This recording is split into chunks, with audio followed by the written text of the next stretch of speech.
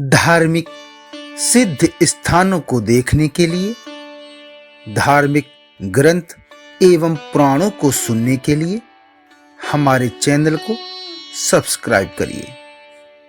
जय महाकाल, जय महाकाली।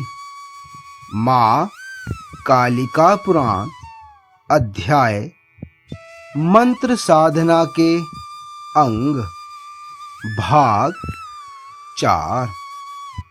श्री मार्कंडेय महर्षि जी कहते हैं कि नासिका की वायु निसारण से देवता आकाश में स्थित हो जाते हैं।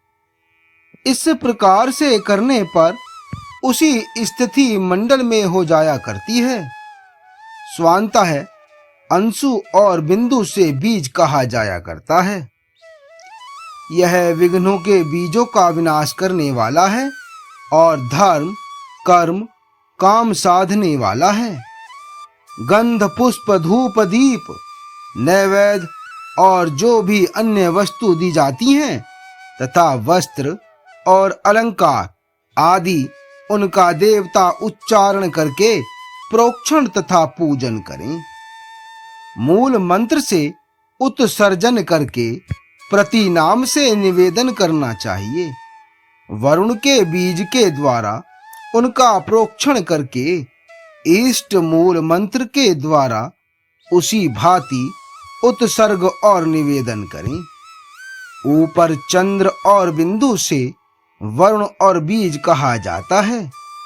विलोकन, पूरक तथा पृथक पृथक दान, जप, कर्म, माला की प्रतिपत्ति यह 3 है। अपने इष्ट मंत्र के द्वारा माला का प्रोक्षण कीर्ति किया गया है।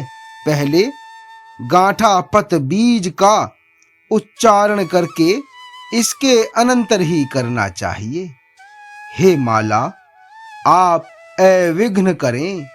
इसी मंत्र के द्वारा माला का ग्रहण करें। जप के अंत में माला का न्यास सिर पर करें। ऐसा कहा गया है। हाथों से माला लेकर श्री बीज के द्वारा उसी भांति अर्चना करनी चाहिए। अनंत्य, धन्यान्य मात्राओं आदि वर्ग और तृतीय पर से पर के पूर्व में श्री बीज बिंदु से इंदु से माला का अवतार सिर से सदा किया जाता है। उसके हाथों से आदान करके सारस्वत से श्री बीजों का आद्य आद्य बिंदु चंद्रार्ध से संयुक्त यह 4 बीज सारस्वत कहे जाते हैं। पौराणिकों और वैदिकों द्वारा और मूल मंत्र के द्वारा करें। प्रदक्षिणा और प्रणाम करें। जो धर्म वे अर्थ को साधक हैं, भूमि का वीक्षण करके तथा उसका अधीक्षण करके पूर्व से क्षिति बीज के द्वारा उस भूमि का सिर से स्पर्श करता हुआ अपने इष्ट देवताओं को प्रणिपात करना चाहिए। समाप्ति से हीन बीज है और बिंदु बिंदु से संयुक्त क्षिति बीज है। इसको जान लेना चाहिए। यह चारों वर्गों का प्रदान करने वाला है। फिर दर्पण, व्यंजन, घंटा, चामर का प्रोक्षण करके हे भैरव, यह प्रोक्षण पूर्व में कहे हुए नैवेद्य लोक मंत्र के द्वारा करें। इनके बिंदु और इंदु से युक्त आद्य नामों के अक्षर हैं। तस्मै नमः अर्थात उनके लिए नमस्कार है। यह प्रांतः में ग्रहण करना चाहिए। हे भैरव, वाग्भव के द्वितीय काम बीज से मुद्रा का बंधन करना चाहिए। मूल मंत्र से दर्शन करें। मुद्रा का परित्याग तारा बीज के द्वारा समाचरण करें। चंद्र बिंदुओं से प्रांतादि षष्ठ स्वर से संयुक्त जो है वह तारा बीज कहा गया है। जो धर्म, अर्थ और काम का साधन होता है, क्योंकि वह मुद्रा अर्थात आनंद को दिया करती है, इसलिए यह मुद्रा नाम से कीर्तित की गई है। मुद्रा दर्शित किए जाने पर पूजा का समापन हुआ करता है। वह स्वयं काम, मोक्ष, धर्म, अर्थ और मोद से समन्वित होती है। गमन करने के लिए अंत में इन 6 महामंत्रों का उच्चारण करना चाहिए और भक्ति मार्ग के द्वारा पत्र, पुष्प, फल, जल दिया गया है और जो नैवेद्य आवेदित किया गया है उसे कृपा करके ग्रहण करिए। मैं आवाहन कैसे किया जाता है यह नहीं जान पाता हूँ और मुझे विसर्जन करने का भी ज्ञान नहीं है। मैं यजन के भाव को भी नहीं समझता हूँ। अतएव हे परमेश्वरी, मेरी आप ही गति हैं। कर्म, मन और वचन से आप से अन्य मेरी कोई भी गति नहीं है।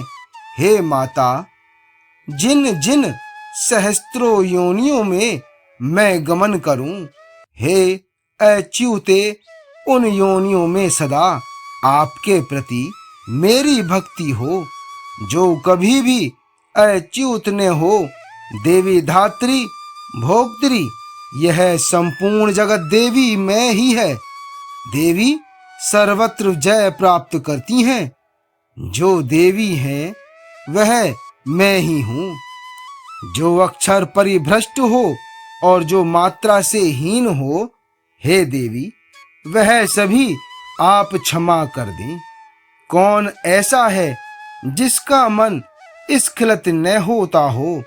हे भैरव, इन मंत्रों के पढ़े जाने पर देवी स्वयं ही प्रसन्न हो जाया करती हैं और वह अविलंब ही चतुर्वर्ग को प्रदान कर दिया करती हैं। ऐसानी दिशा में मंडल की रचना करें जो द्वार और पदम से वर्जित हो। विसर्जन के लिए, निर्माल्य धारणी के पूजन के लिए मंडल रचना करें। निर्माल्य धारणी का ध्यान पाद्य आदि के पूजन करें। उसमें निर्माल्य का निक्षेपण करके मंत्र से विसर्जन करें। हे परमेश्वरी, अपने परम स्थान को गमन कीजिए, जहाँ पर ब्रह्मा आदि देवगण परम को नहीं जानते हैं। इस मंत्र के द्वारा विसर्जन करके अनंतर पूरक वायु के द्वारा ध्यान करते हुए इस मंत्र से नमस्कार करके उसको हृदय में स्थापित करें।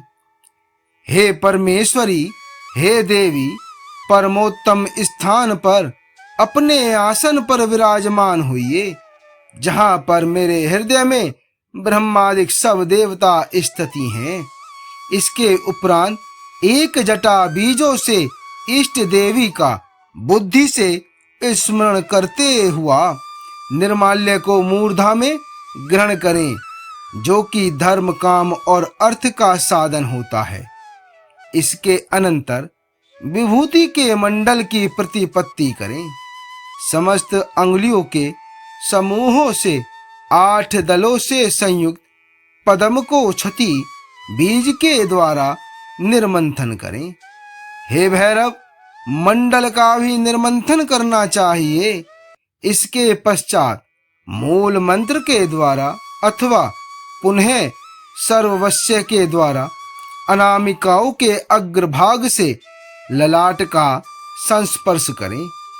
समाप्ति के सहित प्रांत, उसके आगे तारा बीज, समर बीज, विसर्ग के सहित पर सभी परम एक जटा बीज होता है, जो धर्म, काम और अर्थ का साधन है।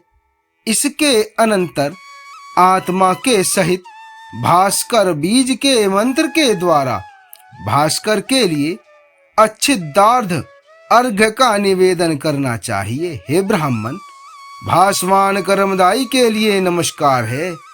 इसके बाद दोनों हाथों को जोड़कर कथित मंत्र को पढ़कर एकाग्र मन से वागियों द्वारा अच्छिद्र का अवधारण करें। यज्ञ का छिद्र, तपश्चर्या का छिद्र, जो छिद्र मेरे पूजन में हो वह सब अछिद्र हो जाए। भास्कर भगवान के प्रसाद से ही अछिद्रता हो जाए। इसके पश्चात पुष्प, नैवेद्य, जलपात्र आदि जो भी हैं उन सबको देवी बीज के द्वारा पुनः विलोकन करना चाहिए। हाथ से अथवा चक्षु से जहां जहां पर पहले मंत्र न्यास किया है वहां वहां ही इससे विसृष्टि होती है। प्रांतादिपच्चम बहिर्बीज षष्ठ स्वर से आहित तथा उपांत वाग्भव दुर्गा बीज कहा जाता है। स्थंडिल जलती हुई अग्नि, जल सूर्य की किरणों और शुद्ध प्रतिमाओं में तथा शालग्राम में की शिलाओं में, शिवलिंग में शिला में विभूति के लिए पूजन करना चाहिए। एकाग्र मन वाला होकर सभी जगह मंडल का न्यास करें। योग पीठ के बीज से स्थंडिल आदि में साधक वासुदेव भगवान, रुद्रदेव, ब्रह्मा जी की और सूर्य की पूजाओं में सर्वत्र बुद्ध पुरुष को यह प्रतिपत्ति करनी चाहिए।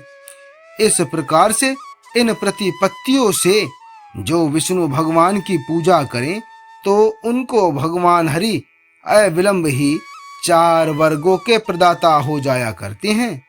शिव हो या मिहिर हो, जो भी अन्य प्रवृत्ति हो, सभी सुरगण इस विधि में प्रसन्न हो जाया करते हैं।